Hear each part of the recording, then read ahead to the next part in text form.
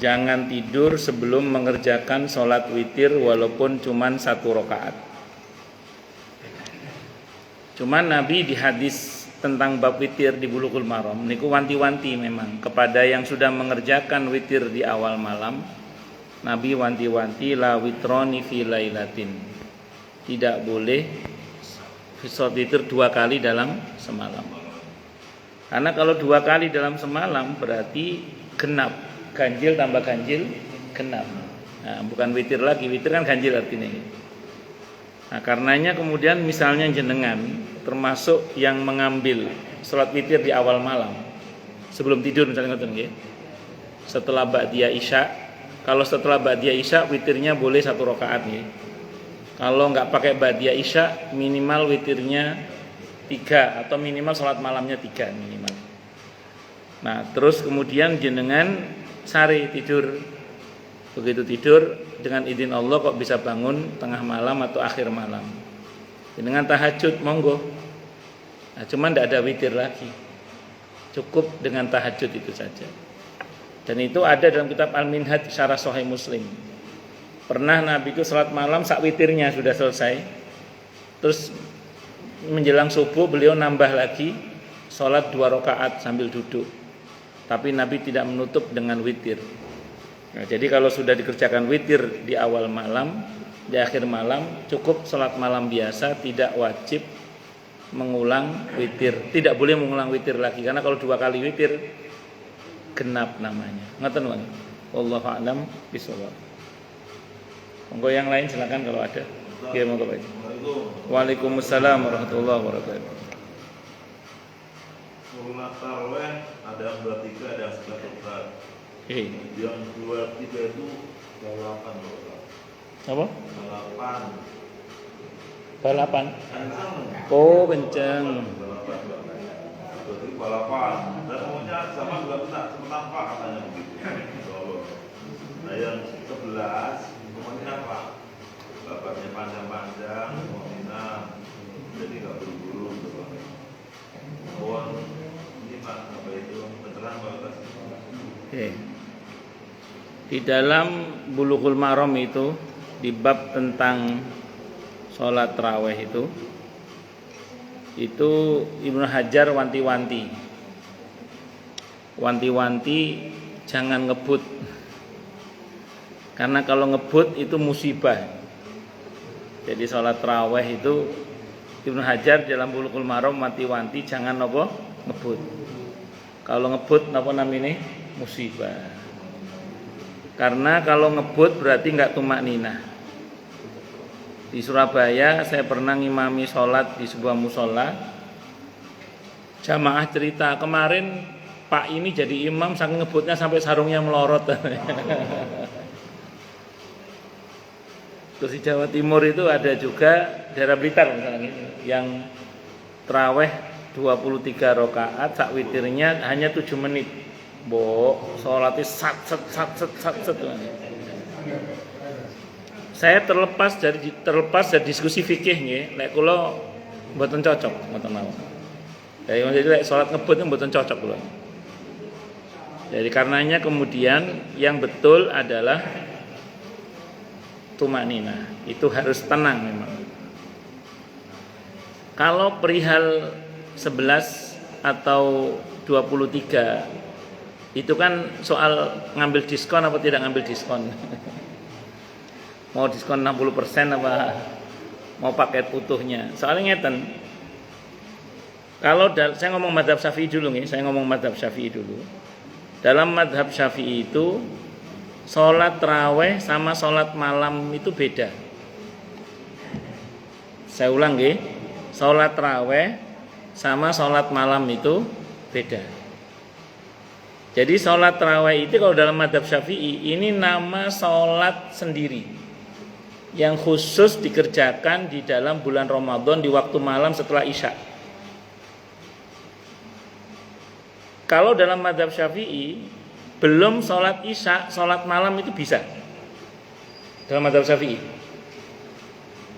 Tapi kalau untuk tarawih tidak bisa, harus setelah sholat Isya. Itu kalau dalam mazhab Syafi'i. Makanya Beda satu. Yang kedua, sholat malam yang dinamai tarawih itu cuma di bulan Ramadan aja. Kalau di luar bulan Ramadan dinamai qiyamul lail. Kalau di hadis nama lainnya qiyamul Ramadan. Dari segi penamaan ini juga berarti beda antara sholat malam biasa dengan sholat tarawih. Saya ulang dalam mazhab Syafi'i ya, dalam mazhab Syafi'i dulu. Terus dalam mazhab Syafi'i tarawih itu ada maksimal rokaatnya. Dalam mazhab Syafi'i maksimal rokaatnya tarawih adalah 20 rokaat maksimalnya. Sehingga kalau lebih dari itu tidak sah, lebihnya itu nggak sah. Lebihnya sudah bukan tarawih lagi. Kalau niat tarawih berarti nggak sah. Kenapa? Karena tarawih itu maksimal 20 rokaat. Witir bukan tarawih, witir karena witir di dalam Ramadan atau di luar Ramadan itu ada. Pun ini nggih pembahasan apa? Pembahasan dalam mazhab Syafi'i. Nah, sehingga kalau misalnya jenengan ngerjakan tarawih kurang dari 20 rakaat ya enggak apa-apa, wong maksimal 20. Sehingga kalau jenengan ngerjakan 11 ya mboten napa-napa, ngerjakan 11 sak witiring ya maksudnya 8, tarawihnya kan 8, witirnya 3. Monggo enggak apa-apa. Yang penting kalau kata Ibnu Hajar tadi jangan ngebut. Napa? Jangan ngebut niku. Tuh jangan ngebut itu.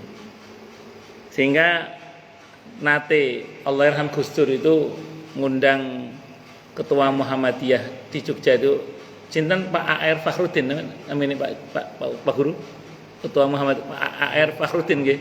Nggih.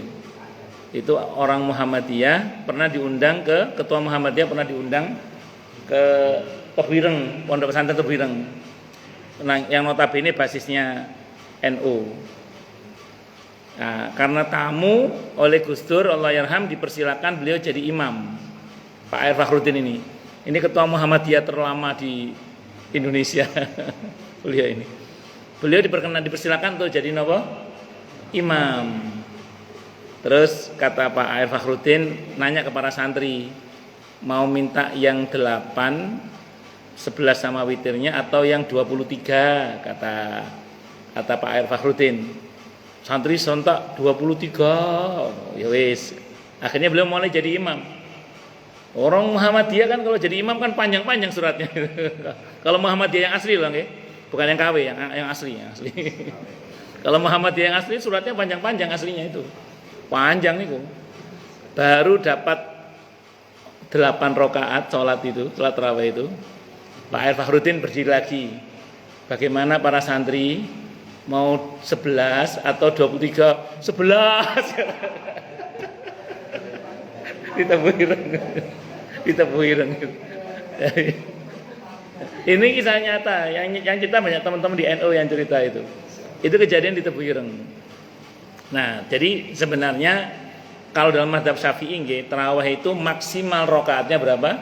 20. Nah, sementara kalau ambil di bawah 20 enggak apa-apa, kalau lebih malah batal.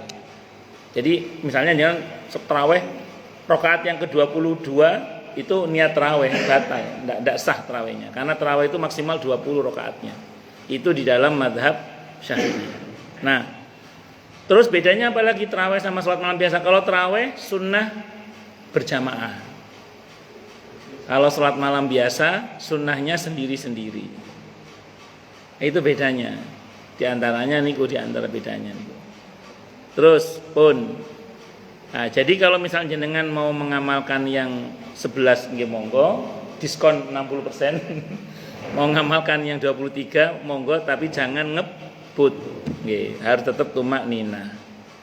Nah, cuman kalau teman-teman di Muhammadiyah itu karena menggunakan pendekatan tarjih nggih.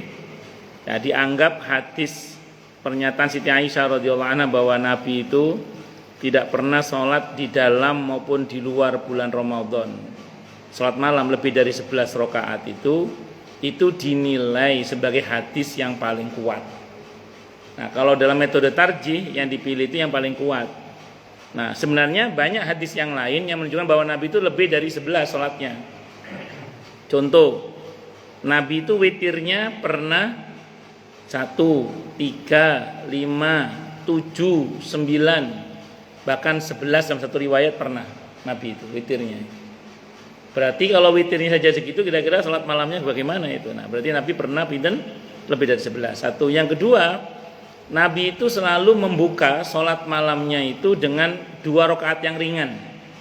Namanya sholat istiftah atau iftitah, sholat pembukaan. Jadi kalau misalnya sholatnya Nabi 11 dengan pembukaannya 2, berarti minimal berapa? 13. Cuman memang yang paling sahih menurut teman-teman di Muhammadiyah atau majelis di Muhammadiyah itu yang 11 itu yang paling sahih. Nah, diambillah yang paling, jadi ini biar jenengan paham kenapa saudara-saudara kita di Muhammadiyah atau jenengan yang Muhammadiyah mengamalkan yang 11. Karena dinilai itu hadisnya yang paling sahih. Ngoten nggih, wallahu alam bisawab. Jadi masing-masing punya argumentasi lah. Sing salah sing gelut. Yang berantem. Nggih monggo, nggih. Witirnya 3, 5, 7 itu satu salam apa? Kalau untuk yang 3 ada 2 riwayat. Kalau yang 3 ada 2 riwayat. Riwayat pertama dari Abdullah bin Umar radhiyallahu anhu. Beliau mencontohkan witirnya Nabi itu 2 salam 1 salam. Ini versi Abdullah bin Umar. Kalau versi Siti Aisyah radhiyallahu anha langsung 3. Yang lainnya langsung 14. 1 langsung 3. Ya, maaf, yang 3 ada 2 riwayat tadi. Kalau yang 5 langsung 5, langsung 7, langsung 9. Bahkan kalau yang merujuk pada riwayat yang 11 langsung 11. Ada hanyanya. 1 rakaat sebelum salam Nabi duduk istirahat. Bukan baca tahiyat awal, bukan. Duduk istirahat Nabi. Wallahu alam bisawab. Ngoten nggih? Kalau jawab. Nggih, monggo. Pada waktu kita sholat subuh datang pertama rakaat sudah 12 sebelum pakai ibadah kita itu waktu ulama nungguin imam atau kita yang lain, kita sholat taubatan sudah bisa Pak. Bagus. Sholat tobat itu sebenarnya sholat sunnah mutlak jenisnya. Artinya bisa kita kerjakan kapan saja selama tidak pada waktu yang dilarang oleh Allah. Prinsipnya kalau kita baca dalam fikih sunnah saya sabik itu di bab tentang sholat tobat itu, apabila kalian merasa berdosa. Nah, karena orang ini merasa berdosa nggih. Ya, bagus. Ambillah wudhu, sholat 2 rakaat, minta ampun kepada Allah. Jadi intinya sholat tobat itu setiap kita merasa berdosa. Lah merasa terus, kapan-kapan ada waktu. Termasuk tadi kan mumpung ada waktu sebelum subuh nggih, monggo mawon silahkan. Nah, itu namanya salat sunnah taubat. Wallahu alam bisawab. Nggih monggo. Pak Suat Maji. Ustaz bilang salat bisa dulu atau bisa belakangan. Itu kalau kita sebelum baca isya. Jadi kita dulu baca isyanya sesungguhnya. Sebenarnya gini, kalau ngomong sebenarnya nggih, secara hukum tidak ada masalah. Secara hukum tidak ada masalah. Kenapa nggak ada masalah? Ya karena witir tadi, witir itu masuk dalam kategori sholat malam. Karena masuk dalam kategori sholat malam, maka dia bisa dikerjakan di awal malam ataupun di akhir malam. Hanya saja kalau udah mengerjakan di awal malam, jangan lagi mengerjakan di akhir malam. Sehingga la witroni fi lailatin. Tidak ada witir 2 kali dalam semalam. Nah, kalau jenengan ngerjakan witir dulu baru ba'diyah, secara hukum boleh. Cuman nggih kok gadok. Ya, jadi sebaiknya ada baiknya, saya nggak ngomong seharusnya nih, karena ini sholat sunnah. Sebaiknya dikerjakan ya ba'diyah isya baru witir. Ba'diyah isya itu boleh disela, nggak ada masalah. Nabi pernah menyela sholat isya itu dengan terima tamu pernah. Ba'diyah duhur. Nabi pernah menyela ba'diyah duhur itu dengan menerima tamu pernah. Sampai akhirnya beliau mengerjakan ba'diyah duhurnya itu di waktu asar, setelah asar. Namanya mengqadha itu namanya, mengqadha. Nah, sebagian sahabat ada yang pernah mengerjakan qobliyah subuh setelah sholat subuh kadang ketinggalan. Datang ke masjid sudah sholat Nabi itu. Itu berarti boleh saja, tidak ada masalah. Cuman kalau saran saya tartibnya itu sebaiknya ya qobliyah ba'diyah isya baru witir. Wallahu a'lam bishawab. Nggih, sama-sama. Monggo yang lain silakan kalau ada. kita mandi 3 per mandi basah, yang mandi bersih kita utamakan pada waktu wudhu itu setelah kita ambulan, kalau wudhu bisa. Sependek yang saya baca dalam banyak riwayat, Nabi itu kalau selesai wudhu atau selesai mandi besar itu tidak menggunakan handuk ketika ditawari handuk, tapi beliau menghapusnya dengan menggunakan tangan. Ya, pakai tangan ini, pakai tangan, tidak pakai handuk. Itu kalau kita merujuk pada hadisnya nggih. Ya, Nabi itu sampun mandi besar atau habis wudhu yang sesuci ya, bukan yang mandi biasa ya. Yang sesuci mandi besar atau wudhu itu setiap kali tawari handuk itu beliau mboten kerso. Beliau tidak mau, terus beliau biasanya pakai tangan, bersihkannya pakai tangan. Jadi mboten pakai handuk. Apa? Kalau wudhu biasa, mandi biasa. Kalau mandi biasa nggak apa-apa, kalau mandi biasa nggih. Nah, cuman itu bukan berarti larangan. Nah, ini catatan penting. Bukan berarti larangan untuk menggunakan handuk, bukan. Para ulama tidak memahami begitu.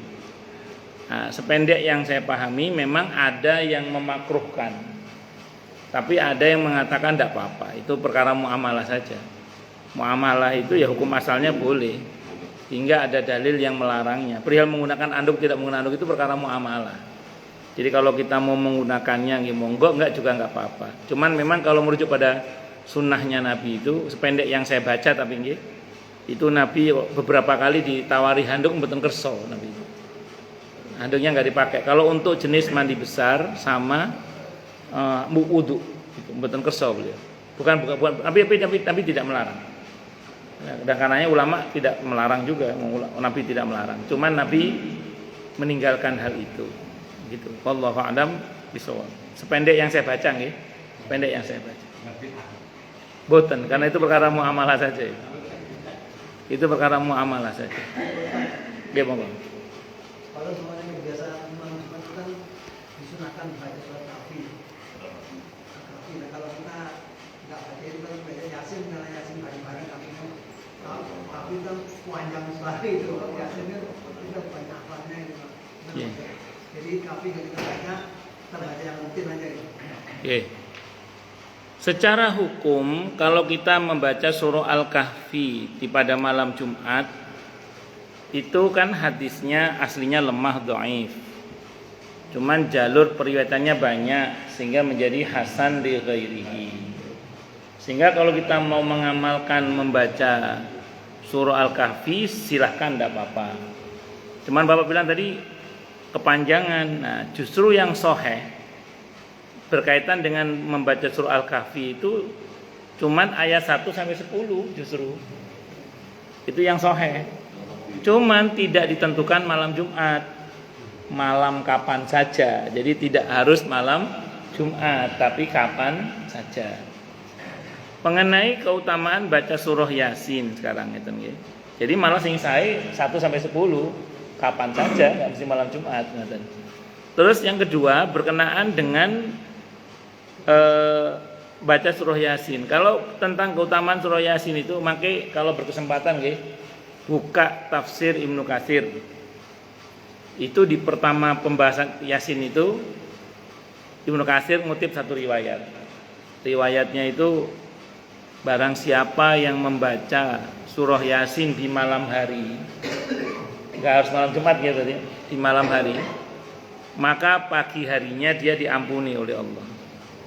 Jadi baca Yasin di malam hari, pagi harinya diampuni oleh Allah. Hadis ini kalau kata Ibnu Katsir hadis hasan. Hadis hasan bisa diamalkan sebagaimana hadis sahih. Itu kata Ibnu Katsir. Tapi Ibnu Rajab Al-Hambali keras juga beliau. Beliau mengatakan hadisnya dhaif, matruk, apa macam-macam. Ibnu Rajab agak galak dalam masalah surah Yasin itu. Nah, itu takhrij beliau banyak diambil oleh Ustadz Yazid. Allah yarham Ustadz Yazid itu banyak ngambil takhrijnya Ibnu Rajab Al-Hambali. Tapi kalau Ibnu Katsir mengatakan hasan hadisnya. Nah, kalaupun misalnya dhaif, maka jumhur ulama, mayoritas ulama tetap mengamalkan hadis dhaif itu dalam masalah fadilah amal.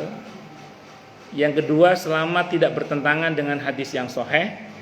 Dan yang ketiga, tidak masalah halal dan haram. Itu ulama, mayoritas ulama masih mau menggunakan hadis dhaif. Andaikan itu dhaif loh nggih. Wallahu alam bisawab. Ngoten nggih. Nggih monggo, Pak. Itu Abdul Wahab yang berikutnya berarti kan termasuk ini wilayah Najd. Najd. Terus yang sekarang mengikuti apakah itu termasuk yang dikatakan Rasulullah kan termasuk yang tidak didoakan oleh Rasulullah? Ya. Nabi pernah mendoakan kebaikan untuk Yaman, untuk Syam. Tapi pas Najd Nabi tidak mau mendoakan. Beliau mengatakan dari situ nanti akan muncul fitnah. Dari situ nanti akan muncul apa? Fitnah. Ya wallahu a'lam bishawab. Ada yang mengatakan di antara fitnahnya itu ya fitnah Wahhabiyah. Karena munculnya Syekh Muhammad Abdul Wahab rahimahullah, kalau tetap mengucap rahimahullah. Tapi ini pendapat nggih, pendapat. Ya terlepas dari itu nggih, terlepas dari itu saya itu membaca, karena saya itu pernah beberapa kali diminta untuk ngajar bukunya Syekh Muhammad Abdul Wahab ini. Dan saya mau sengaja saya mau supaya orang ini punya perimbangan informasi. Artinya gini, saya baca kitab beliau, saya terangkan sesuai dengan pemahaman saya. Nah itu saya baca, sebenarnya beliau itu kalau saya lihat di beberapa karyanya itu adem-adem aja sebenarnya. Nah saya nggak tahu kenapa kok jadi ganas ketika sampai di pengikutnya gitu loh Pak. Makanya kan dulu nun sewu kenapa sampai ada istilah sejarah berdarah dari kaum Wahabi itu kan nun sewu kalau kita baca sejarah itu kan karena ada keterlibatan Inggris dalam membantu bin Saud untuk memberontak ke pemerintah Saudi yang notabene saat itu dipimpin oleh Syarif Hussein rahimahullah, yang itu masih dalam wilayah kekuasaan Turki Utsmani. Makanya non sewu orang-orang yang di Saudi itu kan rata-rata ke Turki itu agak keki gitu. Jenengan kalau lihat beberapa postingan beberapa kawan-kawan yang berafiliasi ke non sewu ya kelompok yang seperti itulah, saya nggak tega ngomongnya. Niku lek ngomong ulama-ulama Turki, kalau ngomong para sultan-sultan di Turki itu agak jelek ngomongnya. Kenapa? Karena memang sejarah mencatat bahwa pemerintahan Saudi itu ya dari hasil mengambil dari wilayah kekuasaan Turki Utsmani yang saat itu pemimpin adalah Syarif Hussein saat itu. Nah mungkin karena didompleng oleh kepentingan politik, ditunggangi oleh kepentingan politik saat itu sehingga menjadi agak berdarah-darah saat itu, sehingga beberapa ulama ahlu sunnah memang betul-betul mengalami traumatik gitu loh Pak, sehingga gerakan-gerakan ini harus diantisipasi. Nah sebenarnya kalau kita baca kitabnya Syekh Muhammad Abdul Wahab sendiri, kalau yang saya baca gitu, nggak tahu kalau yang lain itu saya perhatikan ya sebenarnya biasa-biasa aja sebenarnya, tapi nggak tahu gimana ceritanya kok. Contoh bab tentang tawassul. Bab tentang tawassul itu kan yang jadi momok diantaranya tawassul dengan orang-orang soleh itu. Itu sependek yang saya pelajari, Syekh Muhammad bin Abdul Wahab tidak memasukkan bab tawassul dalam bab akidah. Beliau hanya memasukkan dalam bab halal haram. Pertanyaannya, siapa yang memasukkannya ke dalam bab akidah sehingga menjadikan orang dicap sebagai musyrik, keluar dari Islam, bid'ah dan macam-macam. Padahal ini bukan masalah akidah, itu masalah halal haram. Nah, diskusinya panjang gitu. Nah, tapi yang pasti memang sejarah nggak bisa ditutupi. Memang dari sanalah yang sempat terjadi tragedi cukup berdarah-darah. Ini nggak bisa ditutupi ini. Walaupun maaf ada banyak kawan-kawan yang berafiliasi ke Saudi itu bisa nutupi sejarah itu, tapi tidak bisa ditutupi itu. Korbannya banyak soalnya. Ya sejarah mencatat itu. Dan bukti sejarahnya otentik, bukan katanya. Dan belum lama kejadiannya kan. Karena pemerintahan Saudi kan belum lama sebenarnya. Baru kan pemerintahan Saudi itu, belum lama. belum lama. Banyak ulama Asraja yang dibunuh. Apa? Banyak ulama Asraja yang Banyak, banyak. Wallahu a'lam bishawab. Ya, tragedi berdarah itu nggak bisa. Wong yang jadi raja sekarang aja masih anaknya raja pertama kan, King Abdul Aziz. Masih anaknya raja pertama. Jadi kan masih generasi kedua berarti ini. Nah, tapi kan sudah terlanjur terjadi toh. Jangan kalau jenengan ke sana itu, wah ini hasil pemberontakan saya nggak tahu kok ikut aturan di sana. Sebenarnya ngeten Pak. Kalau Saudinya sendiri kalau saat ini itu masih mendingan Pak. Mereka pakai mazhab Hambali. Jadi mereka pakai mazhab Hambali. Jadi kalau yang lulusan Saudi itu atau Madinah itu si rada pindahan saja nih. Cuman kalau udah terkontaminasi yang dari Yordan dari Yordan. Nah, itu memang agak cenderung kurang mau bermadhab gitu. Nah, kecenderungannya tidak mau bermadhab kecenderungannya. Kalau yang dari Saudi itu kecenderungannya masih mau bermadhab. Saya baca beberapa tulisan kawan-kawan ustadz yang afiliasinya ke Saudi, ke Madinah, itu kebanyakan mereka masih ngutip lah pendapat mazhab Hambali, Syafi'i, Maliki, Hanafi, masih gitu lah masih. Dalam masalah fikih tapi dalam masalah-masalah tertentu ngoten niku. Iki kalau ngomong ini ngadem-ngadem mawon nggih, kalau panas nggih saged mau kalau mana-mana sih. Tapi intinya kita coba memahami lah. Kita mencoba memahami, tapi memang juga mewaspadai. Jadi tidak hanya memahami tapi juga apa? Mewaspadai. Memang harokah-harokahnya ini lebih cenderung kepada itu, memang. Lebih cenderung pada dasar ada lah masjid kalau ada mereka sering berantem itu aja, nggak usah jauh-jauh sebenarnya. Tapi kita Nggih. kan perlu mengingat hadisnya Rasul ya. Iya, yang penting Pak. Ya itu nanti kita. Oh nggih. Itu yang saya bilang harus waspada itu, Pak. Kita harus Itu yang saya bilang harus waspada itu. Ya, yang saya tahu memang di mana ada mereka, pengalaman saya tapi ya, hampir di semua masjid yang ada mereka itu rata-rata ada saja yang berantem, yang saya tahu. Saya sampai detik ini masih saja berusaha menengahi konflik-konflik begitu sampai detik ini. Cuman saya sudah punya prinsip ya. Kalau pribadi punya prinsip, saya berusaha menjadi perekat. Jadi bukan peretak tapi perekat. Sing kena dikandani tak kandani, sing gak kena kandani ya wis. Tapi biasanya kalau yang masih mau ngaji itu biasanya masih bisa dinasehati biasanya. Kalau yang masih mau ngaji ke luar kelompoknya nih. Kalau yang fanatik banget kan enggak mau kalau. Iya, kalau bukan ustadznya dia enggak mau. Kalau bukan kelompoknya dia enggak mau. Sampai kayak saya ini pernah dituduh apa istilahnya, jangan ngaji sama Ustadz Subhan, syubhat. Saya bilang, Anda takut syubhat apa takut subhan? Saya bilang gitu. Nah, mereka itu asal ada sesuatu yang baru yang mereka tidak tahu, kadang langsung dicap syubhat gitu. Padahal bukan syubhat, mereka tidak tahu. Sehingga saya sering bilang di mana-mana itu ngeten. Semua statement saya itu insya Allah ada dalilnya, saya bilang. Kalau Anda tidak percaya, tanyakan. Kalau Anda misalnya pernah saya ceramah kok nggak pakai dalil gitu, itu tanyakan ke saya. Insya Allah nanti saya sampaikan. Insya Allah ya, sependek yang saya tahu. Cuman kan kadang uang itu ngoten itu. Kadang ya tenun saya ini pengalaman diskusi dengan kelompok-kelompok seperti itu, pengalaman. Ketika mereka menuntut dalil, kita kasih dalil. Apa kata mereka? Tapi dalil ini oleh para ulama ini tidak dipahami begitu. Wis tak tokno hadise, tak tokno ayate, ngomongnya mencele. Tapi oleh para ulama tidak dipahami begitu. Digeser kita ke arah ulama. Oke, tak tuduhno pendapat ulama ini. Ulama ini ngomongin dalilnya mana? Wis toto endi coba. Kita kesini, digeser ke sini. Jadi itu kejadian itu.